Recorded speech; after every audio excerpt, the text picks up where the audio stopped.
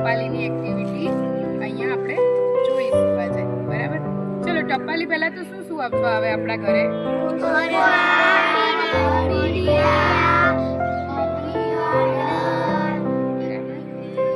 કોઈ બી આપણે સંદેશો કોઈને મોકલાવો હોય એક જગ્યાએથી બીજી જગ્યાએ તો એ આપવા આવે.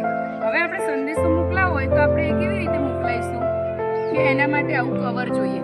આને શું કહેવાય? પરબીડિયા. શું કહેવાય?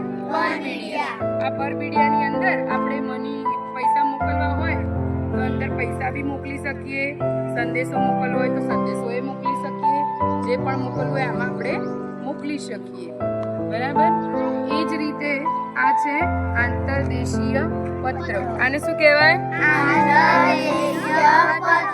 હવે આનો ઉપયોગ શેના માટે થાય કે આપણે કોઈને ગુપ્ત સંદેશો મોકલવો હોય, જેમ કે કોઈને એ દેખાય નહીં પણ આપણે એને મોકલવો છે તો આ રીતે આખું ખોલી અને અહીંયા સંદેશો લખવામાં આવે છે અને એને અહીંયાથી કવરને પેક કરી દેવામાં આવે એટલે એ સંદેશો કોઈ જોઈ શકે નહીં.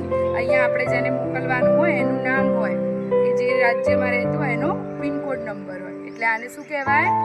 આંતરદેશીય પત્ર. ચલો હવે આ તો આપણે તૈયાર થઈ ગયું બાળકો, પણ હવે આપણે આના ઉપર ટિકિટ લગાવીશું તો જ એ મોકલી શકાય. એટલે આને શું કહેવાય? શું કહેવાય આને? આ ટિકિટ આપણે અહીંયા પરબીડિયા ઉપર પોસ્ટકાર્ડ ઉપર લગાવવી પડે. બરાબર?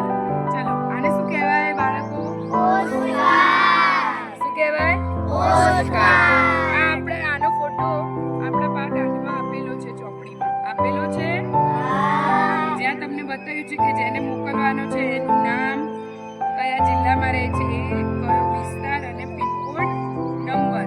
અને આમાં સંદેશો ક્યાં લખવામાં આવે છે? અહીંયા પાછળની બાજુએ. અહીંયા પાછળની બાજુએ શું લખવામાં આવે છે? સંદેશો. શું લખવામાં આવે છે? એટલે આને શું કહેવાય? પોસ્ટકાર્ડ. હવે આમાં વધારે પૈસા હોય તો આપણે કોઈને મની ઓર્ડર કરવો હોય તો કઈ રીતે કરી શકીએ? આ કવરમાં મૂકી અને કરી શકીએ ને. આ કવરમાં અહીંયા વધારે પૈસા હોય તો આમાં થોડા મૂકી શકીએ અને આ બાજુ પણ મૂકી શકીએ. જ્યારે આવું સિંગલ કવર હોય તો એક સાઈડ જ મૂકી શકાય. બરાબર?